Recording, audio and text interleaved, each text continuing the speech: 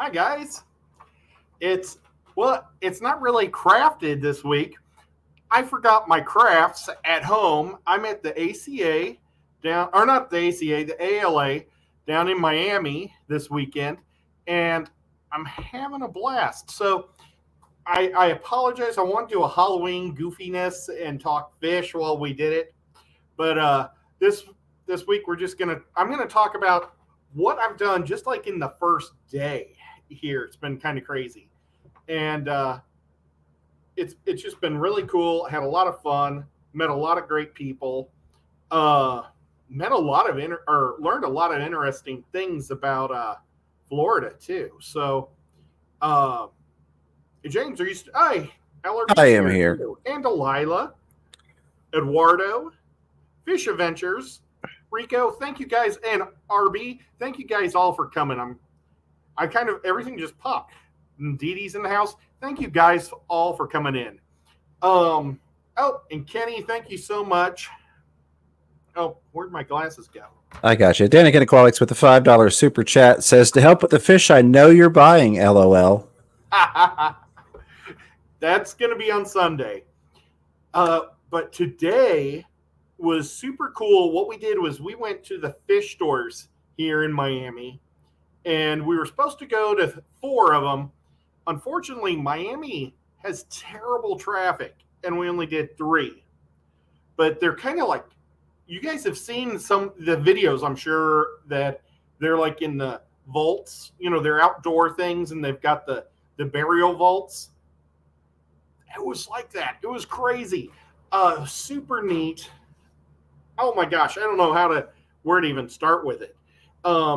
It's super cool to be able to see like a Brazilian fish outside getting sun and everything. Oh, Alex, you know what? If you guys want to go check out Alex, I think he wanted to do a stream now too, so that's cool. You're making me do an advertisement for you on my own stream.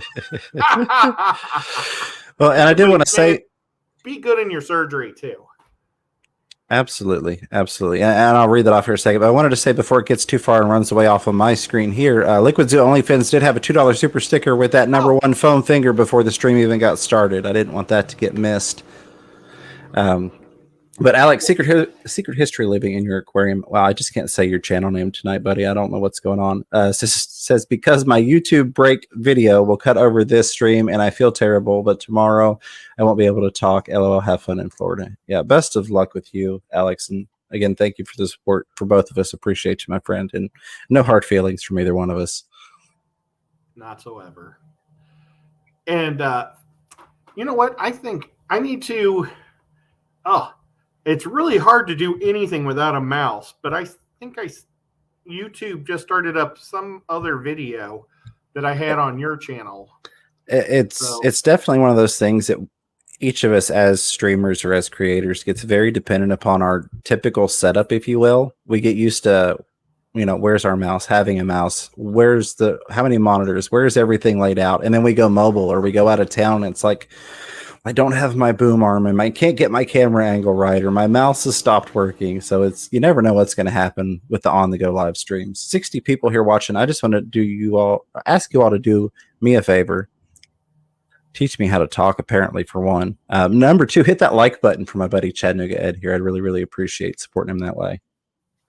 I appreciate that. Yeah. Okay. So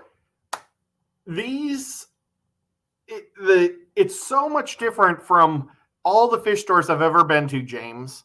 When I think of a fish store, I go into a building and I look at fish tanks.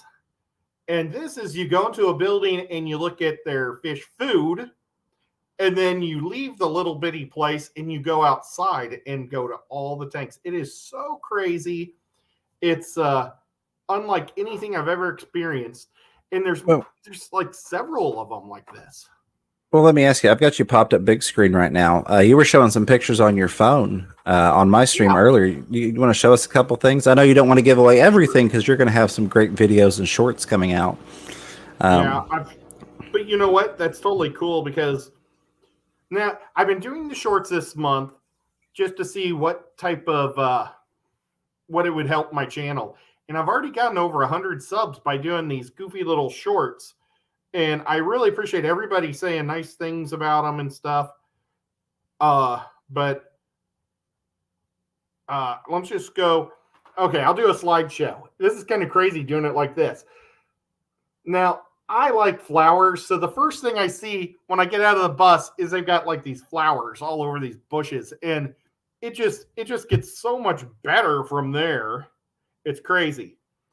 But like these are, I don't know what type of African cichlid they are, but just you don't see these things looking this good in the fish stores where we live.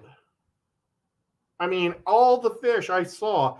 Now these were in their kind of like their tanks. I think that they supplied other fish stores with fish too. So I just kind of did little videos of them, but I mean, look at the pop on that. Now you see, and I think they also put some of these fish in tanks because you can't really see them too well from above, and since they're black and blue, they just don't really pop super great. I just want to point out the amount of agitation and airflow there is coming from that airstone they've got on there. I know a lot of people don't like the look of airstones in their African cichlid tanks specifically, but look at that, all that oxygenation that's going on via the gas exchange at the surface. Those were blue damsels. Probably everybody knew that but me, but I mean, it just they got those little they're like a peacock and a convict mix. They were breeding those. Do you know what those little things are called? Those are fish. No, I don't know specifically what those are, but they are cute little fish. They are. They're super cute.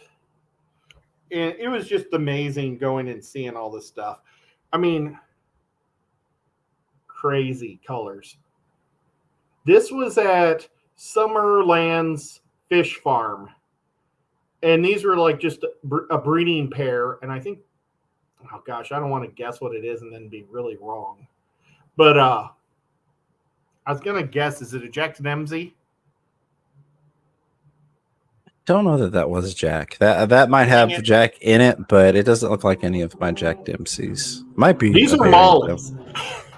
This farm, Summerland Farm, they are known. They were the first to make the solid gold molly, and I believe the Dalmatian molly. They were the ones. Oh, and the gold dust molly also. Whoops. Not very good editing there, or no editing yet. But what the father of the farm, he was a big fish like lover up in New York, and he moved down to Florida and he did odd jobs and stuff. But he loved doing the fish thing and catching fish, and he knew that if he would just keep breeding them, and he was a huge line breeder guy. He just kept, as soon as he saw some of the gold dust, he just kept mixing it until he got a solid gold. And I mean, they had a whole butt ton of trophies and everything. It was a really neat experience. Now, these mollies here are almost 6 inches long. And they're really weird. They start off as males, and the dominant males turn into females the next year of these guys. And like, I'd never heard of that in the molly world, but I mean, this guy's won like a whole bunch of awards with these giant guys. So, and of course he also has the koi farms, so just lots of beautiful koi there. And these were like in giant ponds. I think this might have been an albino Oscar tank. I'm trying to see. The Oscars. Oh, I think that might be an Oscar way at the bottom, about to come up. It's kind of weird looking, but oh no, maybe it's just a cloud. But it was really unique how they do stuff, and it was just super beautiful. That's so pretty. I wish that I could take everybody here because it's just so cool to see all these ponds. They're just concrete ponds that are gigantic. And they got like this I don't know what the netting is above it, so it doesn't come down super bright on them. And I was asking how the heat works for the winter. What do you guys do to keep the fish warm? And they're constantly doing water change. It's like around the clock water changes. And they said in the summer they drip the water to get the water aggravation, the water breaking on top. But in the winter, they put an extra 3 feet of line. They put the hose into the water. And he says the water coming out of the line is warmer than the water in the tubs or the lakes and stuff. And I don't know, ponds, that concrete pond. Well, but all the fish will huddle around the warmer water. That makes sense. Bizarre. Yeah. And they've been doing this for years. Well, and you see that happen a lot in quote unquote nature, where man has intervened, and we've got, dams and things of that sort where you get that warmer water generated around them, and fish will congregate to that in colder times. I'm going to grab some stuff from the chat here real quick. There are little lizards everywhere down here. We ran over an iguana on like trying to get from one pet store to another, and the driver accidentally ran over. It was crazy. So, oh man, it's so bizarre here. The next fish store we went to was kind of a smaller one. I didn't take hardly any photos, but it was really neat because there's like ponds there, or not ponds, but like just water that gets out in the ditches and stuff all over the place. And some of the guys, we were kind of bored at that store, so they were looking in the thing out on the side, not part of their store, but just a kind of a field type area. And they saw some amazing fish in there. They were trying to catch a peacock bass that was about this big. Oh, wow. And I'm going to get into the peacock bass and some of the other fish that are here that weren't originally from Florida, but we're going to get through the stores first. But they were trying to catch it in the Farallowella. Am I saying that right? Farallowella? Yeah, Farallowella. Yeah. It was about this big. And I mean, they get really big. One of those was in there. It's so crazy what you'll see in the water. That is something. You never know down there. There are so many different species that have gotten released intentionally or unintentionally. You really never know what you're going to find collecting locally there. Oh, for sure. Oh, and this whole time, what they did is they broke people up into different buses. Mm-hmm. And Corey went out in a bus with a bunch of people, and I got lucky and I got to hang out with Ryan all day from is it Natural Tanks or Wild Tanks?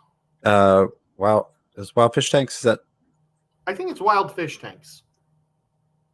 Ryan's the one that we met in Orlando, Aquashella. Yeah. So I never know. I'm like, maybe there's another Ryan. No, it was that Ryan, the tall one. Oh, yep. And I got to hang out with an Awazi guy that's like a marine biologist that came along, and he's from Chicago. It was just a super blast of a day. Everybody's been so nice meeting everybody.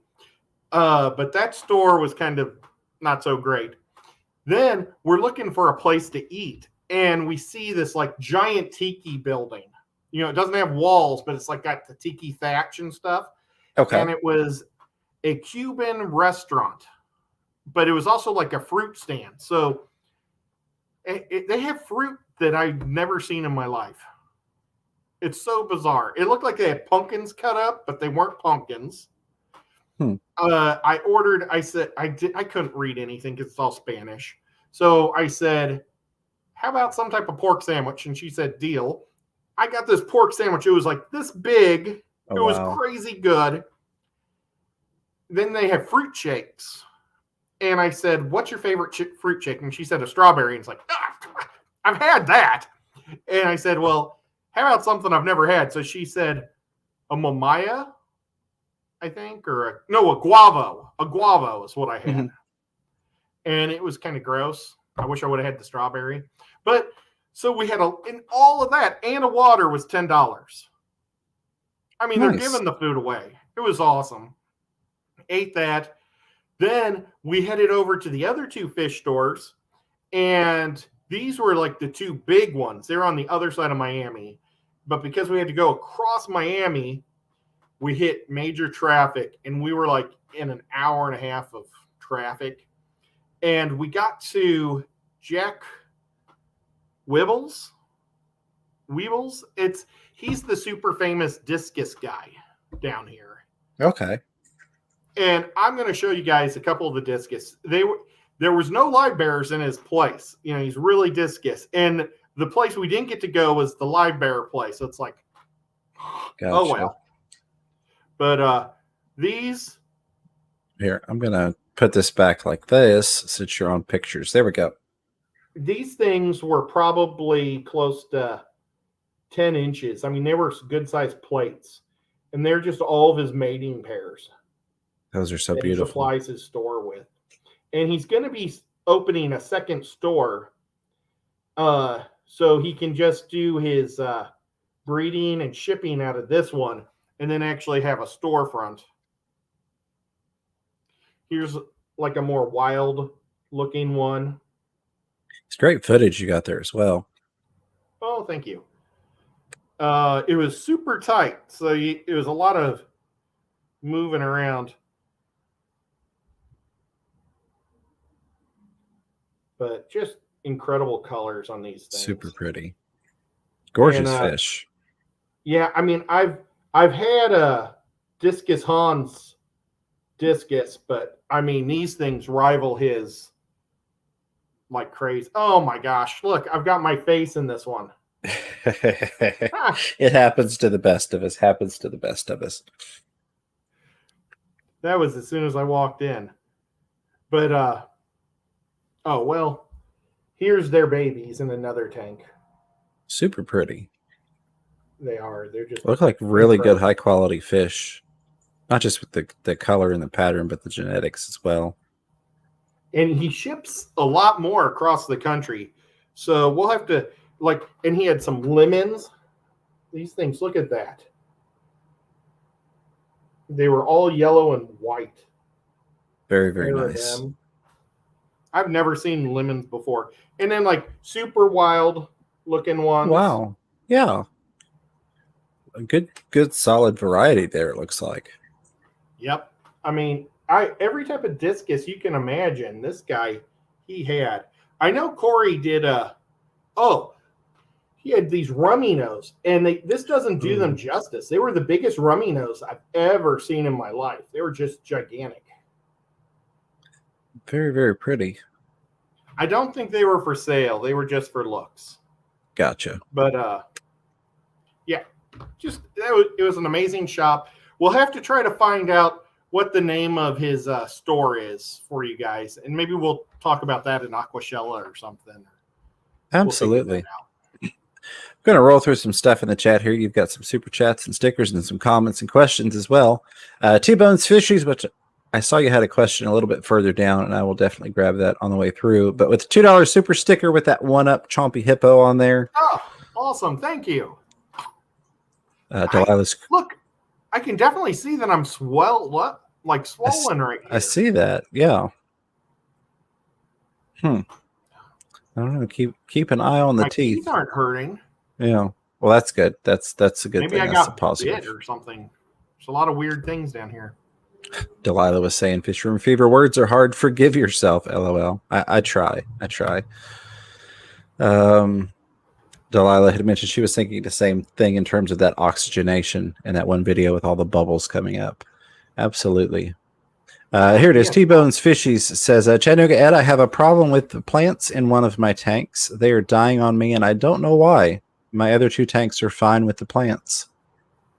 What type? Do we know what type of plants they are? We do not. Because then we can see if they're low light, high light. Because, I mean, you can kill plants with too much light. Yep. You know, sometimes you got to dial it up. Sometimes you got to dial it down. Could be the substrate. There's so many things. And some plants are just hard. You know, where they're CO2. What's the gas? Like what's that called when you're giving them the gas? So when you've got a CO2 tank or CO2 infused tank? Infused, yes. Maybe it's a plant or a tank that you need to infuse CO2 into it. And that stinks. Yeah, But it, definitely. Like Ed said, if you give us some more details, we can try and troubleshoot it. If we know what the plan is, what type of light you're running, and the duration per day, as well as if you aren't using any type of supplements, those type of things help to diagnose in a lot of cases what's going on. like some mosses, man, some mosses go crazy with low light, and you put a highlight on them, and they just die. And then there's other moss like Java moss, and is it Java moss and Christmas moss that are just totally opposites, polar opposites. It seems like there's two mosses in my fish room that I have to keep In different conditions. Yeah. Yeah. So yeah, that's kind of a tough one. Now tomorrow they're going collecting, Awesome. and that was the lecture today. Was how? Wow, I think I have a crack in this mouse. I must have really mashed it. Wow. No wonder it's not working. Right. And so that was the lecture today. They had like this expert guy who's been doing it for like the last 40 years here in Miami area and Everglades all over. It was super cool listening to this guy. He was talking about all the invasive species, but how it's made it so it's really cool to catch fish. He's like, he knows this one lake that has nothing but knife fish. Oh, and wow. People fish for them and eat them. And I mean, you can't see this. It's like 3 times bigger than this. It's like, you can't see it. Over here and over here. Run to the back of the hotel room real quick and show us. Giant knife fish, you know. And he was going through a list. I took a photo of the list. And the rules are, in the state, if you find an invasive species, you are not to throw it back into the water. Correct. So the rules is you take it home or you destroy it. Mm-hmm. So that's that's kind of sad in some ways, but it's just because it's crazy. And the state, they're like, well, what can we do that'll be able to eat snake heads and all these other invasive things? So they brought in peacock bass. Okay. But peacock bass are going to eat everything too. So, yeah. But they're super awesome game fish. They're beautiful, and they're not considered an invasive species here. They're now considered a game fish. Nice. Guess what else is now considered a game fish in this state? Not invasive. It's one that a lot of people love. I was going to say it's probably either the Oscar or some form of larger cichlid. It was an Oscar. And the Oscars, though, they're kind of morphing, and they think it's an environmental morph for the floor. And they he put this photo up that he kind of drew of them because they're not so rounded. They have like spiky fins and tails and stuff, and gotcha. They have a different pattern than what you'd find in the wild or in the fish stores and stuff. It's really bizarre. And he had photos of them, but they just don't look as good because it's a fish out of water. Absolutely. And kind of everything looked the same to me when he was showing it. But he'd photographed 2 crazy. Well, we'll show these. These are Oscars. Some guy caught this pair of Oscars, and they were probably right over their nest. And he pulled them both out. And he was going to eat them. And he said, if you wouldn't have killed those, he would have given them $100 for each. Yeah. And so the guy was trying to catch more, but that is the most gold Oscar I've ever seen in my life. Definitely. So it's kind of strange how they're morphing to our different waters down here. It's really crazy. And then he's also said they've been pulling out some blue ones too. So that's awesome. Very neat. And I think LRB said something about blue ones, bluegill hybrid. So, yeah. They found one, and he's always out there doing this because he's been retired for years. And oops, my phone's falling out of my ear. He finally found bichures. He found 2 ornate bichur. And so he called, what part of his deal is he calls the Florida game people, and he was really surprised what they did. They found out the exact canal that it happened. They blocked both ends off and poisoned the whole thing. Oh, wow. Yeah, they didn't even try to catch them or anything. They just poisoned the whole thing because they knew that the native fish would come back. They were that afraid that bichur would end up going crazy. Oh, man. And these were both, the 2 bichur that he caught were like this big, and they were ornate. So, I mean, they get much big, they get, do this again. They get like the snake head size. So that was super interesting. But I have like a list of all the different fish that are going crazy here. Now they have the barking grommy is now going crazy. It's just, I ought to try to. I took a photo of his like screen up on the wall. Yeah. But okay, that's like one type of bad fish. And then, oh man, no.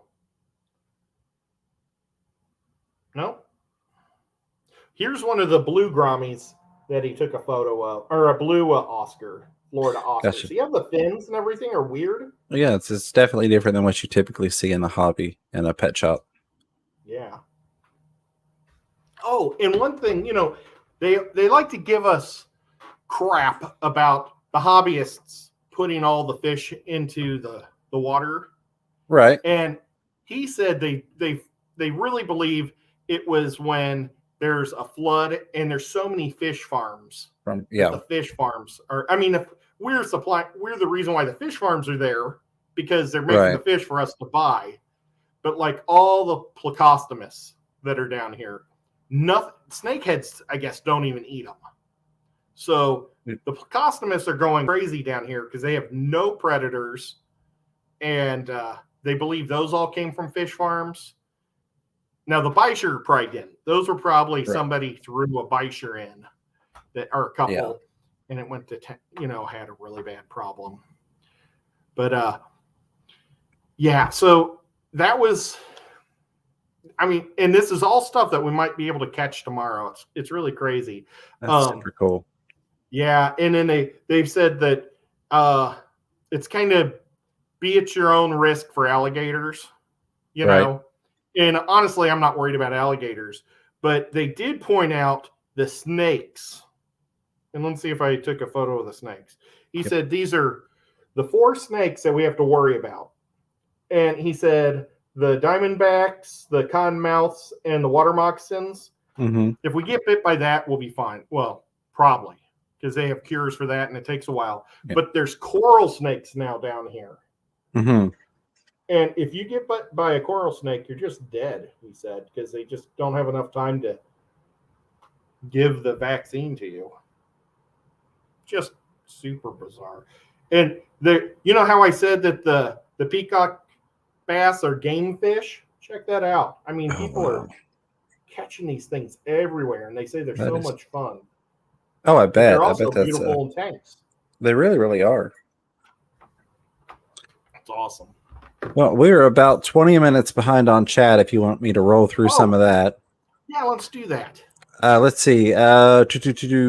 Going back to 10:53 p.m. Eastern time, says Eduardo Antonio Oringo Costa. Chattanooga Ed, summer farms are where 90% of my local fish store stock comes from. Really great fish from them.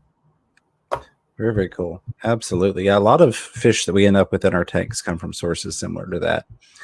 Didi's Findin, sorry, Didi, says, Fisherman Fever, apparently a lot of us needed to hear your words. It was so touching to see that people trust Fish Fam enough to share their quote-unquote secrets. Yes, I can be a little sentimental sometimes. Well, thank you, Didi. I try and be as transparent as I possibly can be with anything, as long as it doesn't impact sharing someone else's thing that maybe they don't want shared. But I never mind talking about my story and my journey, and especially if it helps. That's the big thing. If somebody else out there could go, hey, I can relate to that struggle or that issue, and maybe that helps them. That's what it's all about. So I'm glad that it was able to reach some people and bring some value. All right, I'm looking for the highlighted stuff. I'm trying to grab the at Chattanooga highlighted things as well. As I see him, T-Bones Fishies says, how can you unintentionally release fish? So that went back to what you talked about it after that question was asked. But that goes back to like flooding and fish farms. You know, a hurricane comes through and the stock gets washed out of those holding areas like Ed was showing on his phone because of higher water levels. And then they get accidentally, I guess, released into the natural waterways there. Yeah, there's just a whole mess of stuff. Oh my gosh, I could just go through his whole lecture and tell you guys everything. It was so much fun. Right. But let's keep going through the questions right now. Absolutely. Pegasus Arena says, Fisher Fever and Ed, I wish I could afford to come visit you guys. Hey, you never know. We might be around you at some point. You never know where we're going to pop up across the country. So we'd love to meet you as well. Yeah. We always have fun meeting people. So who knows? Maybe you won't have to travel to us. Maybe we will be nearby at some point in the future. Paul Sotero was chiming in saying it was Jack Watley discus. Yeah, Watley's very, very well known. Meet him, and he's super nice. He's probably the reason why we were late too, because we were running about 45 minutes late on the travel, and then he talked to us for about 45 minutes in the parking lot. We're just in the parking lot talking to him. And it's just he has so many awesome stories, because like he talks about how I don't know if it's the TSA, it's the people that go through everything, you know, that comes up from the south.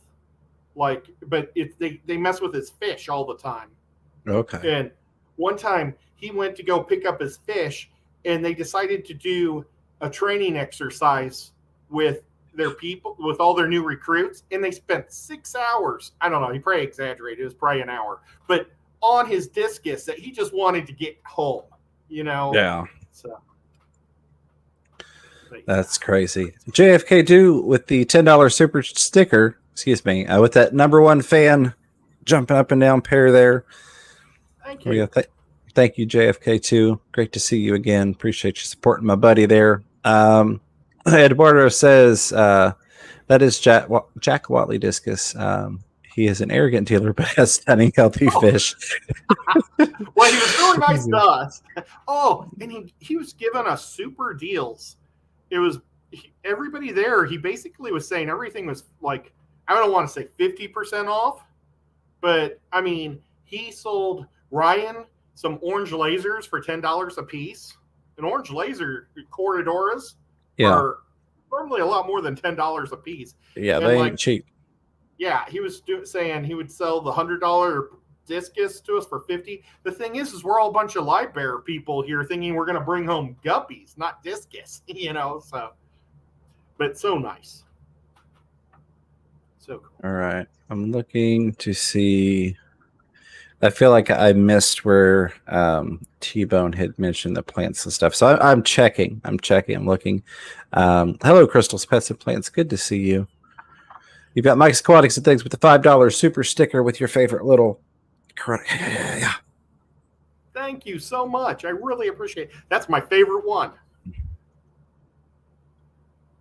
Hey, LRB. Good to see you. I'm definitely curious to see if that thing we were talking about earlier with the Exodons we can make happen. That'll be neat. Alec Kumanoff says, if Chattanooga Ed has the chance to visit Miami Swordtails or hear Carl, I'm going to say that's Trochu, maybe it's Trochu, speak, he should check it out. Like Alishan says, amazing fish. I did see that earlier from Alishan and I missed it. Sorry about that. That's awesome. I don't know. I haven't even got my lanyard yet, so I don't have like the list of speakers. All I know is some awesome goodie guys coming, and that's because Corey's excited about him. And so gotcha. I heard Corey talking about it, and it was really cool because showed up Mike, the fish tank barn.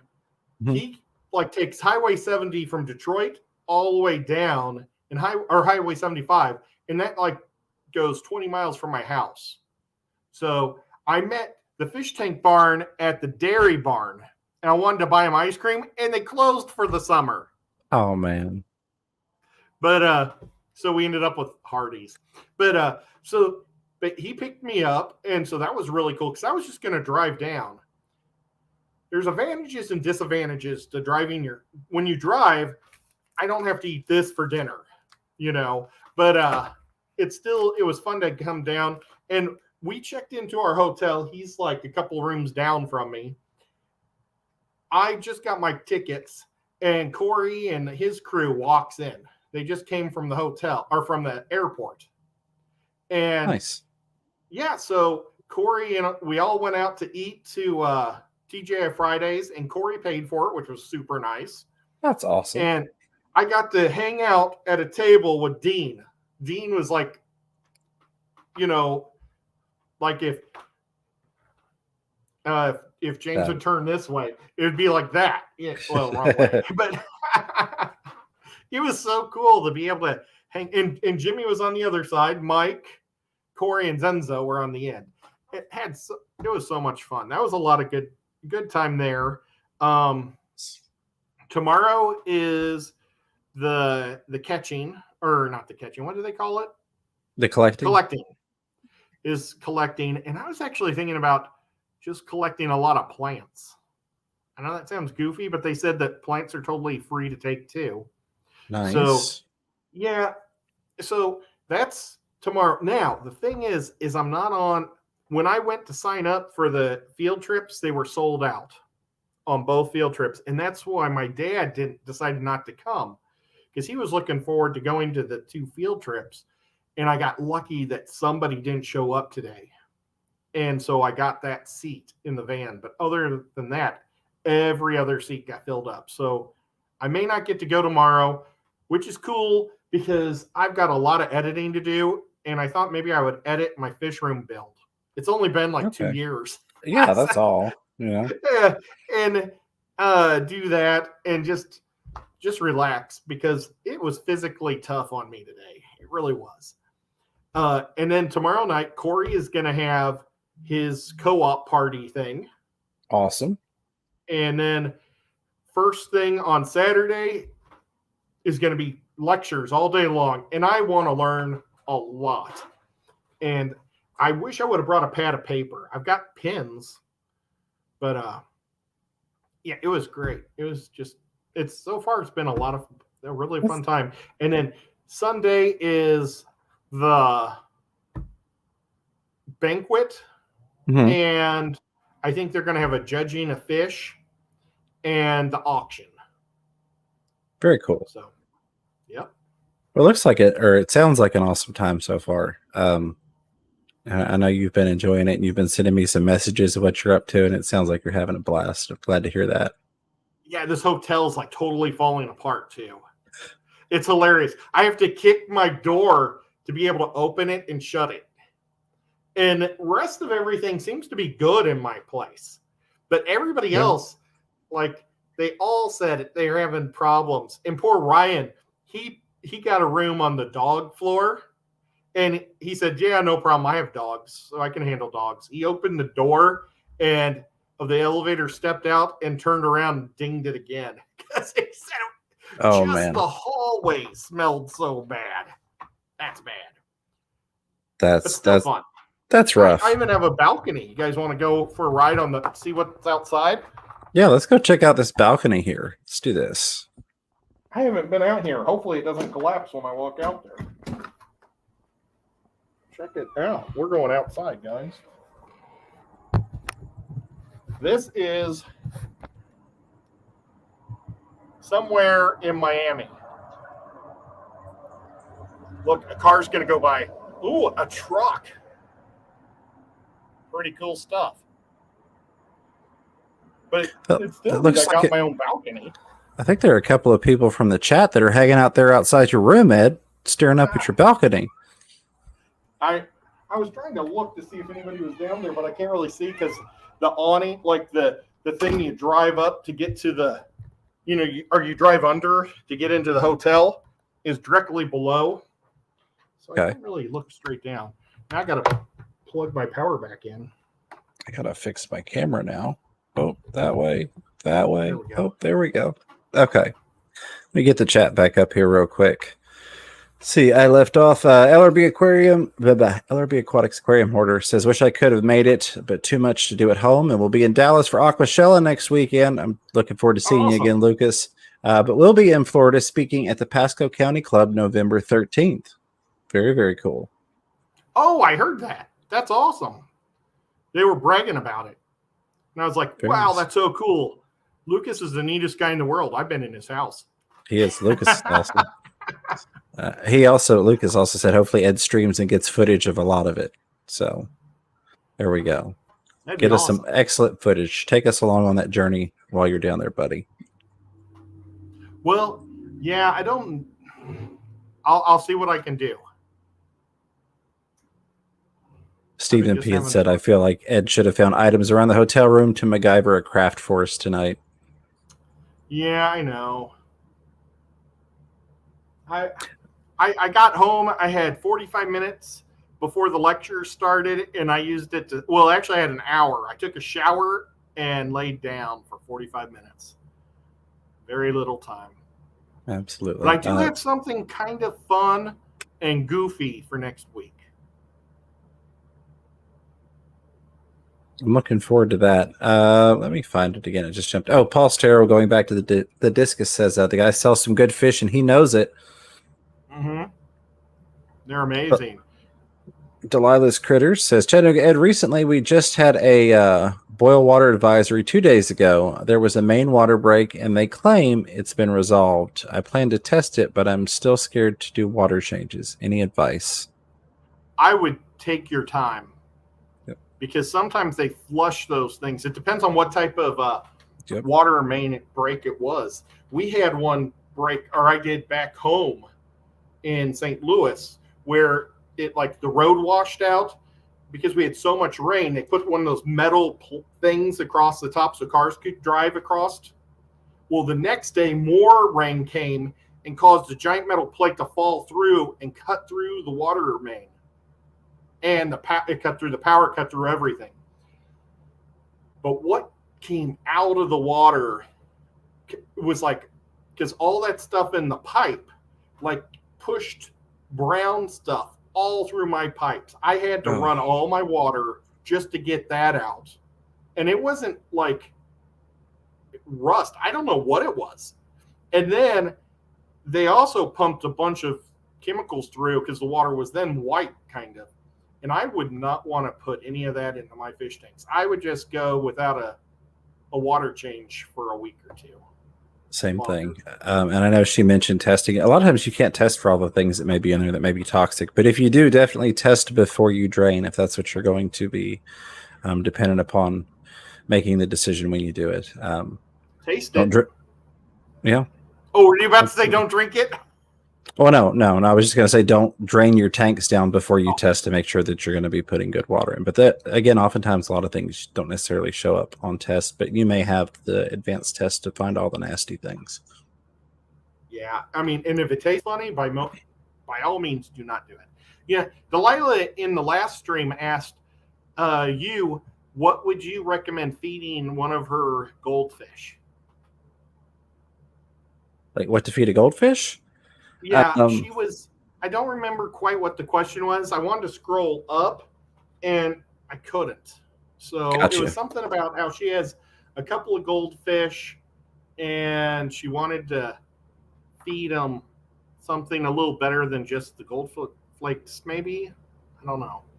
Gotcha. So the only advice I could give you right now without looking into it in more detail, and I'm sorry I missed your question on my stream, Delilah, because I'm not a huge goldfish keeper, but I do know that they typically have a specialized diet or specialized line of food, which is why oftentimes you're looking at fish foods in the store and there's specifically, the goldfish line of foods. Like there's a lot of times specifically the cichlid line of foods. So maybe really the glowfish. Was it a glowfish? Okay. Those are two different things. Well, but when you don't have glasses on, they all kind of blur together. Absolutely, but that makes my my little bit of advice I had irrelevant because it has nothing to do with glowfish. It has to do with goldfish. But for a glowfish, you can get some nice meaty foods in there to help. I've found that not just with fattening them up, but and not breeding glowfish, but breeding fish in general, getting the proteins in there helps. So you could look at frozen brine shrimp. You could look at frozen bloodworms. So I would stay on the smaller end, not do the jumbo frozen. Mine really like the extreme nice pellets. So I was looking to see if I had the nice there with those other foods, and I do not. The nice pellet and then the extreme krill flake, along with the other extreme flake, pretty much any of the flakes they really enjoy. If it wouldn't kind of disappear into the tank, what I mean by that is if I were to dump this into my tank or, put some in the tank and that 110 is just going to disappear and the fish probably won't find it. But if you got them in a smaller tank and you can feed some of the extreme nano pellet, you have that. It's a much higher protein food. So that works well. I was laughing at the glasses comment. But try and get some more protein in there for them. That seems to help a lot of fish kind of bounce back, if you will. And then try smaller feedings more often during the day versus one larger feeding for them. So, and a lot of glowfish are like what they're basically just white skirts. Yep. Danios, rainbow sharks. What other? I mean, they're common fish that we have. They've just been dyed, or are not necessarily dyed, but chemically or not chemically, but DNA changed. We don't know. See, Fishaholic says, Ed and James, Ed Paul seems like a fish Wikipedia. Man, would love to see him in your stream or Rico Stan's stream to get some more knowledge if he wants to share, Paul. Oh, that'd be awesome. Yeah.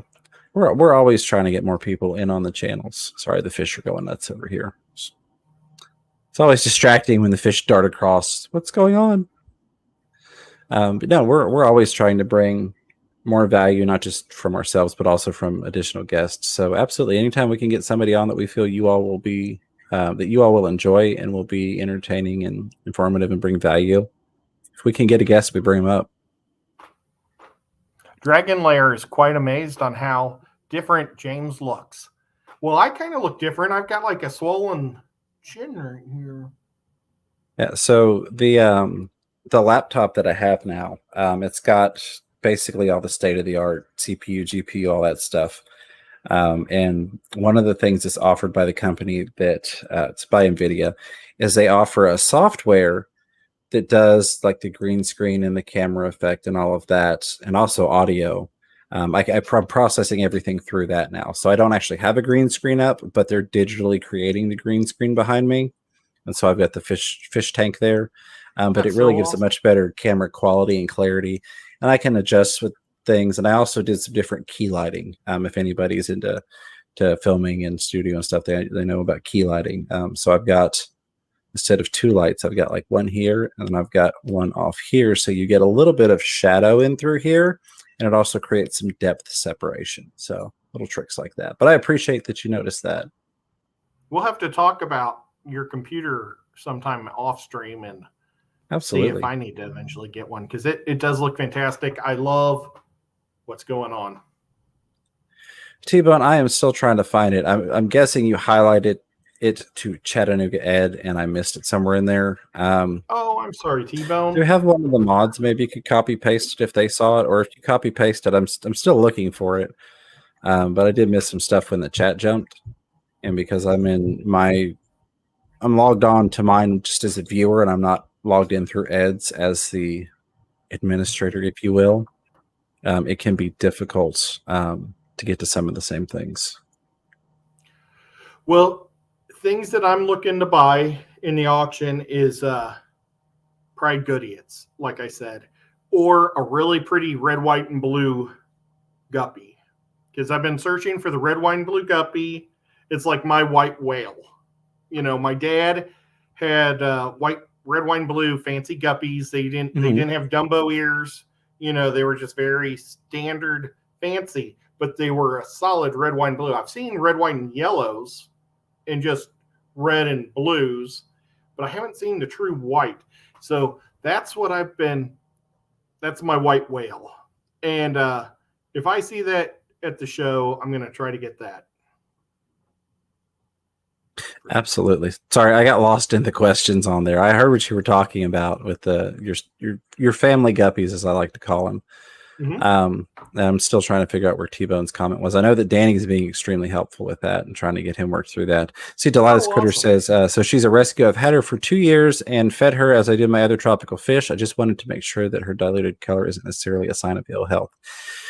It may not be a sign of ill health, and it may not be that she's getting to that age where it's time for her to go, but let's say it is a tetra. Let's say it's a dyed white skirt. I don't know exactly what it was. I don't know if you said exactly what kind of fish it was that was a glowfish. But if you rescued her and you've had her for 2 years, I don't know how it was when you rescued her. It may be coming to the end of its lifespan, so it may be something, that she's getting that way. It could be that there's... Mm-hmm. I didn't mean it. It's time for it to die. I was waving at my fish tanks. Good night. Quit killing people's fish off, Ed. I know. I'm sorry. But no, it could be simply that maybe something has happened to the tank that's creating a stressful environment for that particular fish. And maybe you haven't seen it or it hasn't occurred when you're around. Maybe you've got a set of fish that are playing around and developing some breeding aggression. I don't know exactly what else is in the tank and what all the variables are, but you never know. It could be something as simple as that. It could be, I've got 2 angelfish in the tank and now they're wanting to breed, so they're getting more aggressive, so it's stressing out the tetras that typically swim in the area that the angelfish have now elected to breed in. A lot of variables. But if it's been going 2 years on that diet that you're giving it, I wouldn't say you necessarily need to change it. My understanding was that you had recently gotten one and you were trying to nurse it back to health, so my apologies on that. But I would just keep an eye on it. You definitely could introduce some extra things, if you will, with the frozen foods in there. And then like S.C. Catahoula's mentioned, oh no, that was in regard to something else in terms of the water available in the other Carolina. But water quality would be something to check, but I'm sure you're already looking at all that stuff. And if the other fish aren't showing signs, chances are it's not a water quality issue. But it could be as simple as just another fish decided it's now going to stress it out, or it could be getting closer to that fish's time to go, unfortunately. Paul Steer says, what did I do? I don't know what you did. If I said you did something, I don't know, Paul. You do an amazing job at everything, and we appreciate your support. That's what you did. Steve P. 2003 says, Fisherman Fever, have you used OBS? Yes, I have. If so, how does it compare? I have a pretty strong set of NVIDIA cards on my desktop, and maybe NVIDIA's program makes better use of that hardware. So I will say, if you go and download the NVIDIA app, it's compatible with everything. So basically what you would do, I'm not going to drag this out because it will get boring for people that aren't into streaming and tech and stuff, but you're basically just selecting a different camera source. So case in point, right now, I'm not sharing my actual camera plugged in. I'm sharing the NVIDIA broadcast of my camera after I've played with it. There is, if I switch my camera back, there's the USB device, the camera itself. That is crazy. So, it's green screening that. Yeah, there's no green screen behind me. It's digitizing and green screening. So then I go back to NVIDIA, and it'll take a second for StreamYard to switch it back over. But yeah, then it goes back to that. I'm sorry, keep going. I was just going to say, you can see that there's definitely not just the green screen effect, but also the richness you can get out of using the exact same camera. You can get a lot better camera quality out of using a program like that. But I do use OBS. OBS is actually what I'm switching back to. I used that for a long time before I started streaming with Ed. But from the tech side of it, it can be difficult to bring a guest on there, especially a couple of years ago. It could be difficult. And Ed's not the most tech savvy guy in the world. So it was easier at that point for us to just switch over to StreamYard for doing dual streams. But I've gotten where it's easier to bring a guest in, and also it's easier from Ed's point of view to get in than it would have been several years ago with getting things onto his computer and him having certain software and programs and things. So I'm switching back to that. The problem I'm having is I don't have all of my old settings from years ago, and something keeps going wrong. Thus, the members only stream earlier. That was actually streamed through OBS, and everything was excellent until it wasn't. So I'm going to keep playing with OBS. There's probably one setting somewhere that I have missed toggling because I don't go with the default. But there's probably one setting that I've missed toggling somewhere, and that's what's causing some issues. But yeah, I love OBS. The amount of things that you can do if you stream from OBS, I use Streamlabs OBS, I use Slobs. The amount of things that you can do from there in comparison to just StreamYard is unbelievable with setting up your scenes and all the fun stuff, notifications, and it just, you can create a much more interactive and enriching stream through there. So yeah, if you know how to use it and you can get it to work, absolutely go for it. I don't know where my one little technological difficulty is falling in and trying to use it now, but we're working on figuring it out. Well, I think it's awesome. James and I've talked about OBS for a long time with James because I want to, my shoulder just got sore. I want to make it so when people super chat me, I want to have a different fish swim by. So like, because I think it'd be exciting also to see what fish they got, but because I'd like to see a random neon tetra or maybe a discus or a shark. So and then that'll also notify me right away that I got a super chat too. That'd be cool. Absolutely. And that is NVIDIA Broadcast. That's the name of the application. You can download it directly from NVIDIA if you're wanting to play with that, Stephen P. It's really great. You can run your audio through it, your video through it, but it's your audio input and output. So you can change how it comes across your headset aside from just changing what's going across your mic and out through the feed to the people. But yeah. That's awesome. Scroll on through here. Let me get back up. All right. There was the OBS question. And again, that's another thing. And this is not to try and encourage people to be members, but I talked to the members about this. Those are things that we're going to be able to spend a lot more time discussing in the members only streams, aside from talking fish stuff and whatnot. But a lot of the people that are members on the Fisherman Fever channel are creators. So if we want to sit there and talk 30 minutes about cameras and apps and things like that, it doesn't detract from Ed's fish stream or my fish stream. So I'm looking forward to doing that with you all. Yeah, so am I.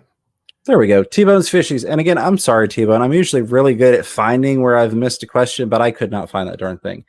T-Bone's Fishy says, I don't know what type of light I am running because it's built into the lid of my tank.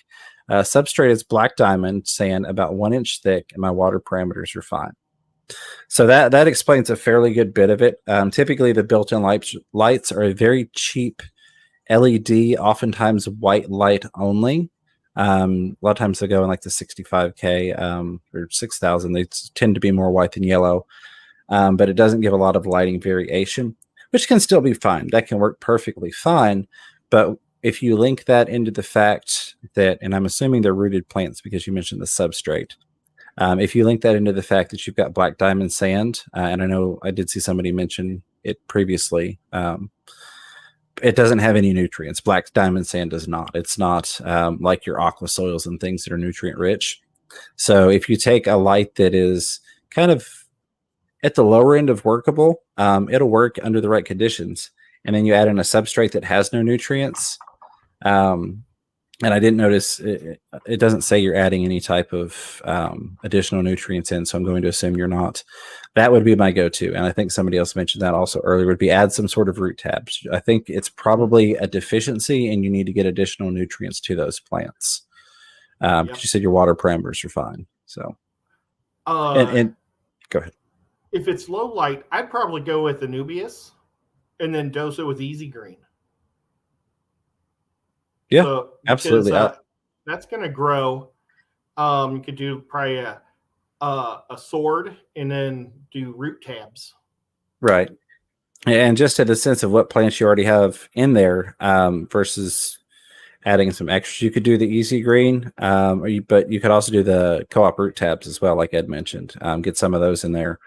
And that should definitely help because even if you've got like minimal lighting, as long as you're getting the nutrients in there for the plants, that's going to help stave off some of the deficiencies.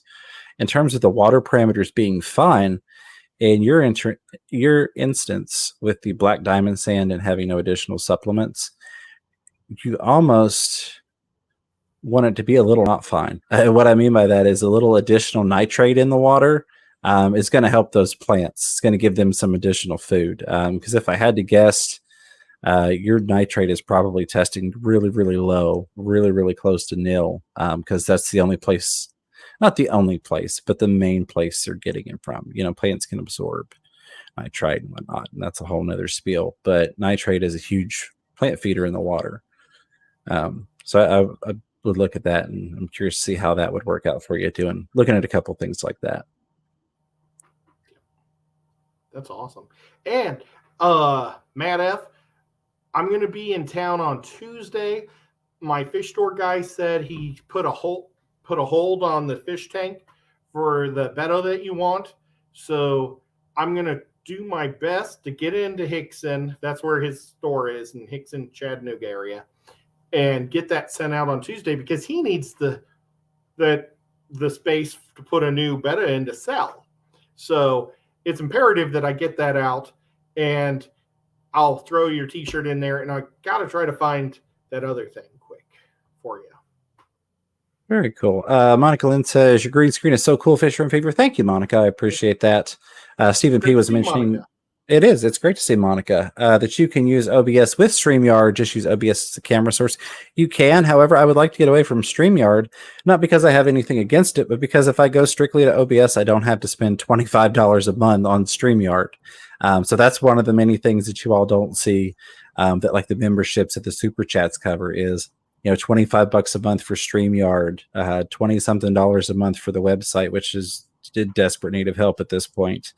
Stuff like that. So if I can knock $25 off of my bills every month in terms of what I do for YouTube and things that I pay for, I just had to drop $80 for the computer version of my editing software.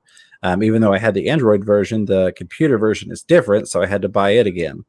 So if I can knock $25 off a month from not using StreamYard, because if I'm going to use it, I'm going to do it without the StreamYard watermark, just because it's a brand thing. I don't want it on there. And it gives a lot more streaming capability. Ed and I using it together would use more than the free StreamYard would allow. I think it's like 20 hours a month you're allowed to stream. Ed does a lot of streams. I'm on a lot of streams, and it's just feasible to do it that way for now. But no, that you are right. You can definitely run it through there, and I appreciate you sharing that. All right. Enough about me talking tech and things of that nature. You know what? We've gone over an hour, so we probably want to go over to Rico.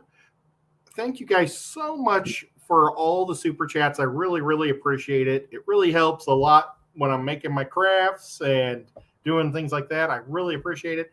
And thank you, mods, for being great. And thank you, everybody, for just coming out and hanging out and having fun.